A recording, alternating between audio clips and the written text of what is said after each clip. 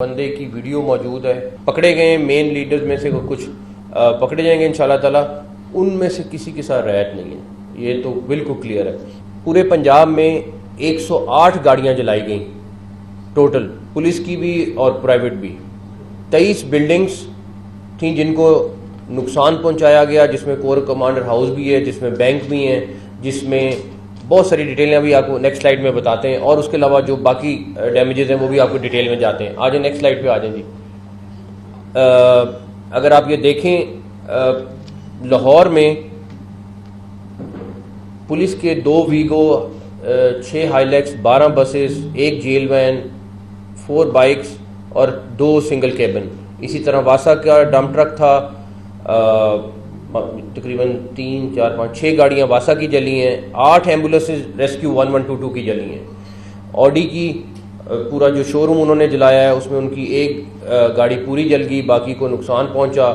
4 private गाड़ियाँ थीं, 2 trucks और कंटेनर थे। नेक्स्ट पे आ जाए जी।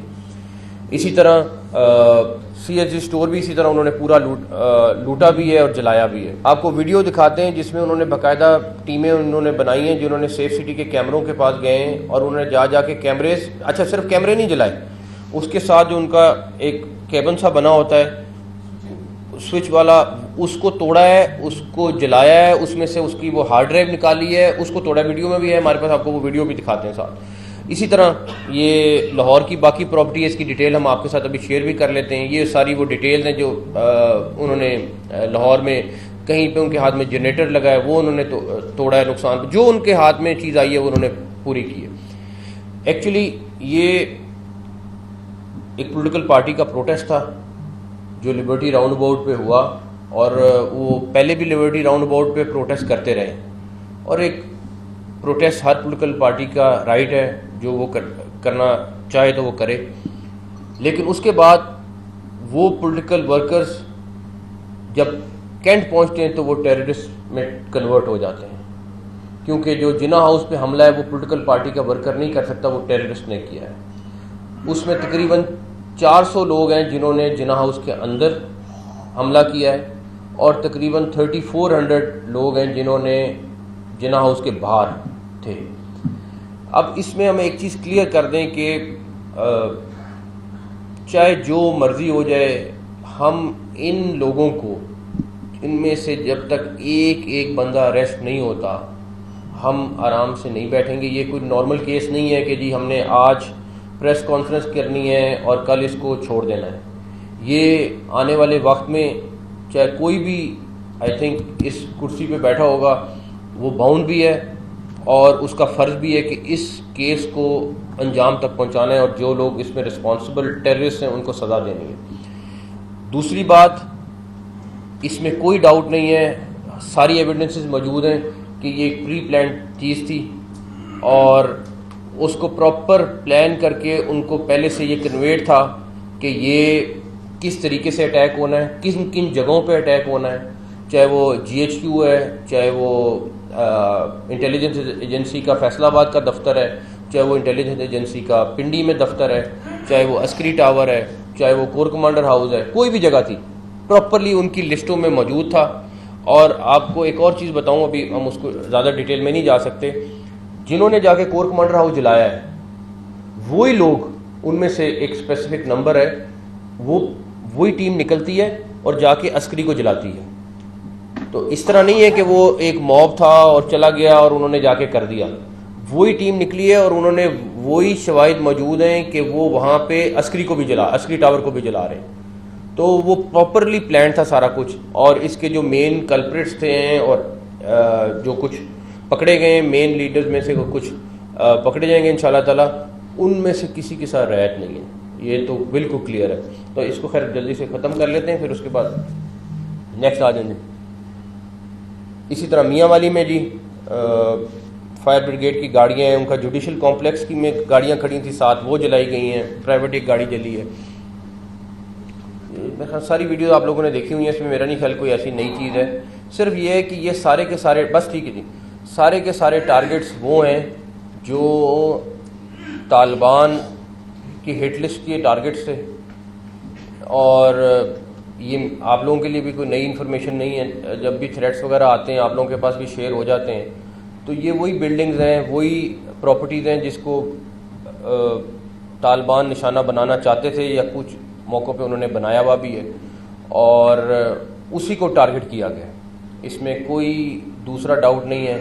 अच्छा, दूसरी बात ये कि इस पे अटैक किसने किया, ये बहुत क्लियर है। हर बंदे की तस्वीर मौजूद है, हर बंदे की वीडियो मौजूद है, और इसमें मैं आपको एक चीज़ बताऊं कि हम एक एक बंदे को फॉलो कर रहे हैं। और एक चीज़ चीफ सेक्रेटरी और आईजी मेक श्योर कर रहे हैं, और हम डेली इस पे मीटिंग कर रहे हैं कि कोई भी हमारे पे प्रेशर आ जाए, कोई भी चीज़ हो जाए, हम किसी एक बंदे को गलत नहीं पकड़ेंगे, एक बंदे को भी।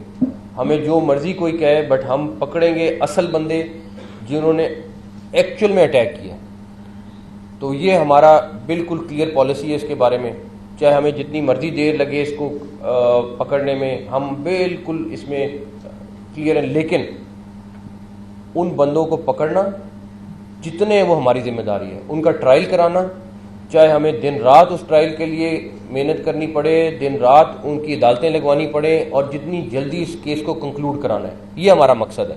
और हमने सारे काम छोड़े हुए, सिर्फ इसी काम पे इस टाइम लगे हुए, बिकॉज ये नॉर्मल कोई चीज़ नहीं है, ये पाकिस्तान पे अटैक है। ये मतलब इसको कोई पॉलिटिकल रंग देने की ना कोशिश करनी चाहिए ना है, तो इट्स वेरी क्लियर। तो आ जाइए, अब उसके बाद आपके सवाल हैं तो बिल्कुल आप एक इधर से शुरू कर लें, एक एक करके कर लेते हैं ताकि। हाँ जी,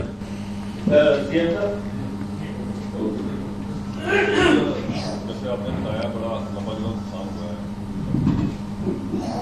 तो मैं ये सोचता हूँ कि मतलब जो कितने अपराध हैं जो आप बात कर चुके हैं इसमें, जो आपने बताई है, और दूसरा ये कि जो प्राइवेट लोग हैं जिनका नुकसान हुआ है वो बहुत बड़ी तादाद में लोग हो गए, वो तो आपने क्या कर दिया।